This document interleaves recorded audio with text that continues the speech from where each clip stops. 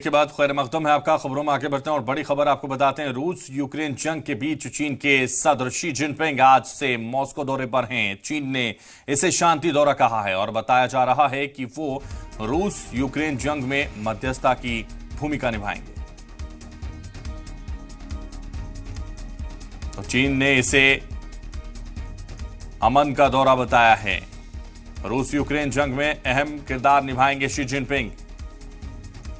Breaking news आपको बता रहे हैं। आज से मॉस्को दौरे पर चीन के सदर शी जिनपिंग और इस दौरे के दौरान वो एक खास मध्यस्थता निभाएंगे, कहा जा रहा है खास मध्यस्थता करेंगे। और मॉस्को दौरे के दौरान आपको बता दें, शी जिनपिंग आज से मॉस्को दौरे पर वो हैं और चीन ने इसे शांति का दौरा बताया है, अमन का दौरा बताया है और रूस यूक्रेन जंग में मध्यस्थता की भूमिका निभाते हुए नजर आएंगे शी जिनपिंग, ऐसा कहा जा रहा है।